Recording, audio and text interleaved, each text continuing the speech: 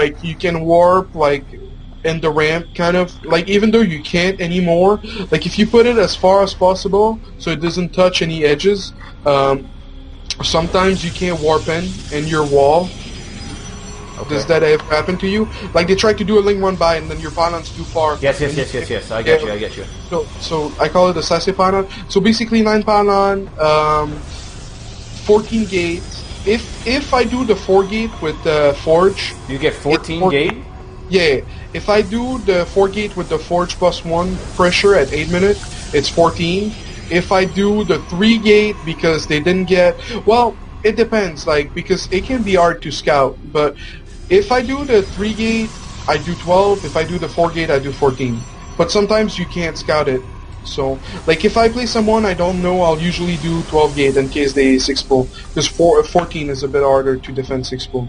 But anyway, so get the 2 gases as soon as you have the money, get Zod, get Sentry.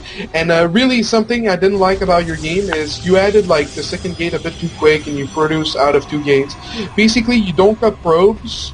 And then once you're close to 300 minerals, as you're not cutting probes in units, you add the 2 more gates, and then you spend the rest of your chrono on warp gates. I got you. And then, see, 520. You did 620 the other game. Yeah, which, it's late.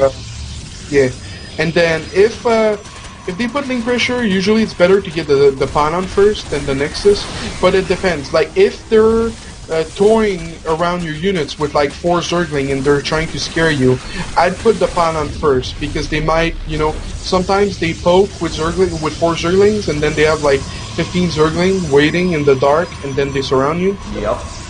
Yeah, okay. So if they poke with lings, do the pylon first, either otherwise do the Nexus first. Okay. And basically we watch the rest of I'm sorry, did you drop the Nexus before the Forge, right? I dropped the Nexus before the first pylon on the low ground.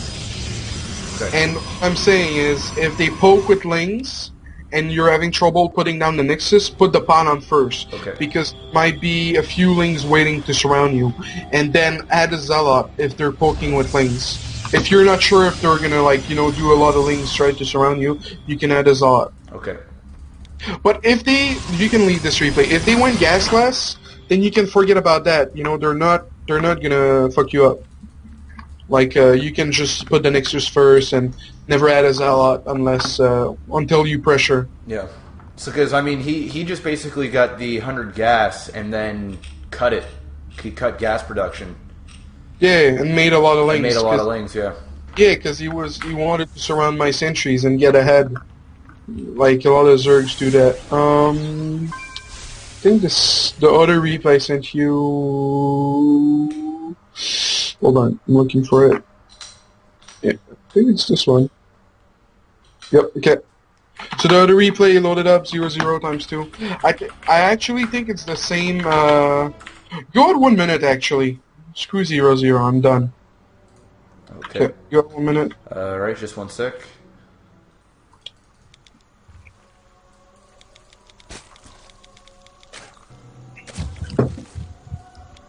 Okay. Yeah, give me a second. I'm just checking something.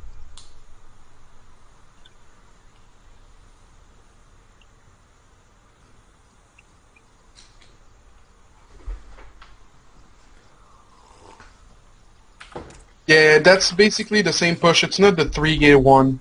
Kind of disappointed, but yeah, I guess you can see it in a non-all-in way. So yeah, 1 minute. Hold on. God, I'm so bad. Okay. So 1 minute times 2. Ooh. Okay. 3, 2, 1, go. Okay. So basically, it's pretty much the same thing.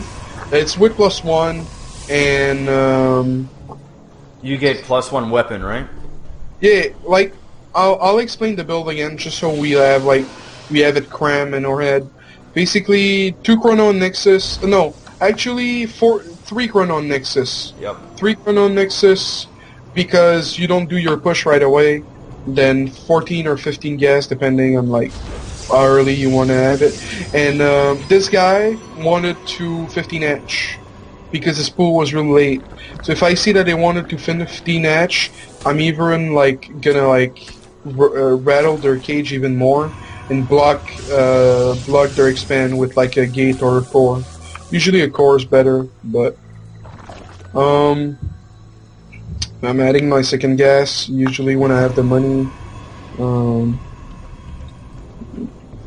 The core, then just run. It's never good to let a pylon finish, or like unless you plan on putting a core or something. Like I really don't like to let my pylon get sacked, unless it's like Shakuras where you want to force a third base. So. Wow, I've never seen someone use a core to block. That's pretty badass. Mm-hmm. That's gonna piss him off. Oh yeah, he's gonna be mad, and but like you have to be careful though, because when you get them mad, like they're really mad, and then sometimes they all in, so you really have to be careful. So I had my probe, and I'm gonna scout again, and then I'm gonna see this. So basically, this is really stupid, and that's gonna allow him to have 1,000 motherfucking drones. So it's good to put pressure. When they get like a quick Mac rush like this, you put pressure and you're golden. So basically, you get the forge as soon as the pylon's completed. Okay. As soon as the pylon's completed, and then you get a fort gate on the low ground. Yep. And then you try to do some kind of SimCity. Like you see, I'm gonna make a pylon, and then I'm gonna make another gate, and then it's only gonna be one square large. Yep. And then I like wall with ones out. And basically. 3 Chrono Nexus, the rest on Warp Gate research. Once you're done with Warp Gate research, keep your Chrono for +1 until the end of times. And then you can try to hide your units.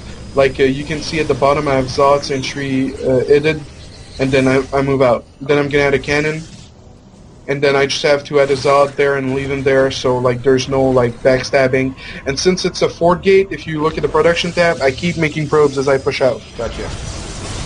And then, you know, he had like 1,000 motherfucking Jones. He's at 50 right now. And he was forced to make spines.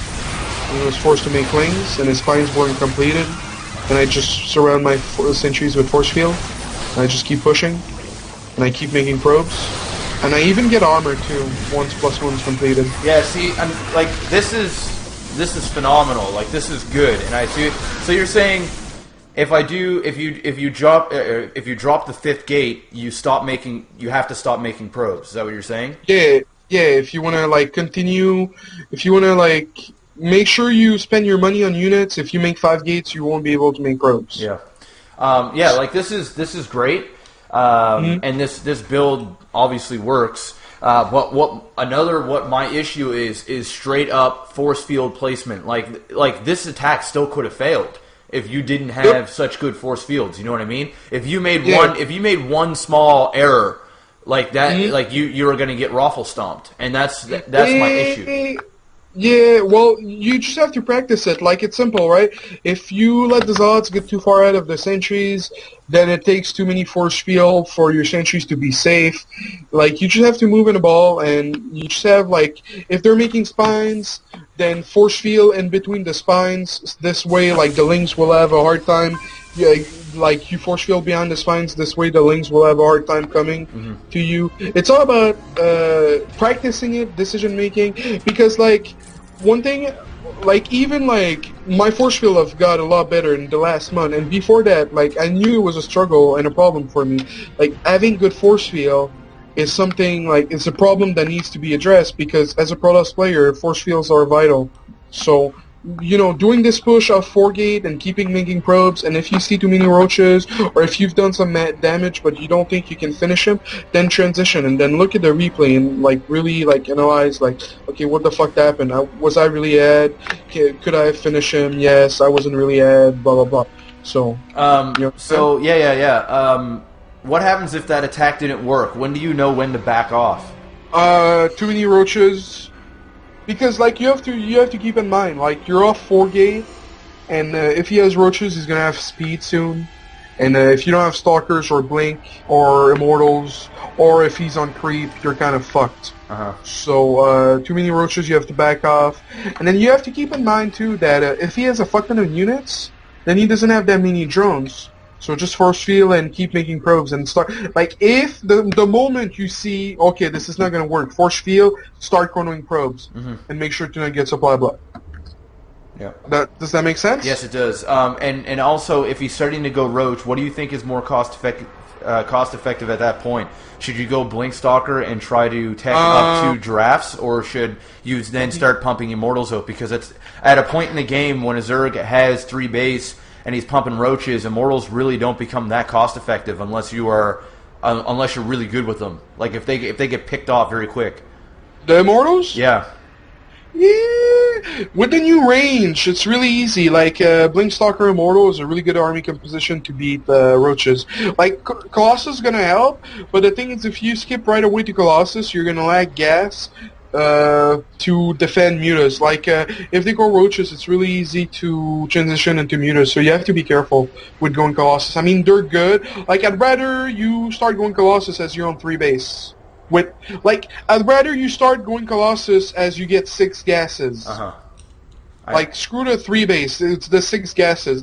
Because if you go Colossus off 2 base, it's really gas intensive, and then you don't have enough gas for Stalkers, and then you're stuck with retarded Zods who die and get kited really easily. Yeah. Understand? I understand. So, okay, so yeah, I'll write this in the notes. That's good. Notes. Yeah, I have really bad decision making, and once Zerg starts rolling me, or and like I said on previously when we talked, is I get intimidated. So if that attack didn't work, that push didn't work, I instantly get scared, and I'll be like, okay, I need to tech up, and then I just make bad decisions, and the next thing you know he's on a 3rd and 4th base. I don't know how to control the map, and then it just deteriorates from there. And then once the mutas hit, that is like just the final blow.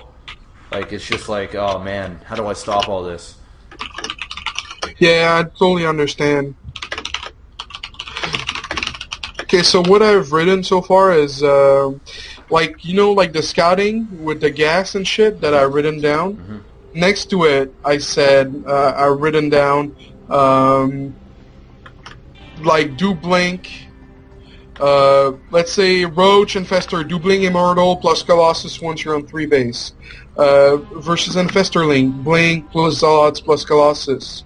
Mutalink, if Scout when Spire building, go Phoenix. If not Turtle with Cannon, Blink Templar. And then Roach Hydra Corruptor, then you can go Roach Hydra Corruptor, you can either go Blink Sentry Colossus or Blink Immortal Storm. And if they have too many Corruptors, for example. And 5 gate. If they do a Roachling, 2 base timing, you can either do 5 gate blink, good force field. Yeah, and if they go Hydra timing attack with Hydras, you can either go blink with cannons or Colossus. Like if they do a 2 base timing Hydra rush, and you don't have Colossus or you're not prepared, just add a fuck ton of cannons to buy time and hope that your force field do good. Okay. We're gonna go. Oh yeah, hold on. One last thing. I'm gonna go on my account. I'm gonna accept your request, and what we're gonna do is we're gonna go to your match history. Okay. Go to your match history. Hold on, it's lagging. View profile. Then go to the last game you played. Oh, the one that I got owned? Yeah. Oh, fuck. Do you see the resources?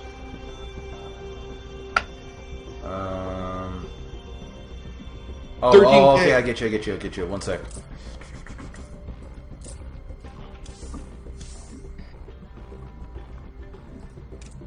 Do you see the resources? Yeah, I'm just pulling it up.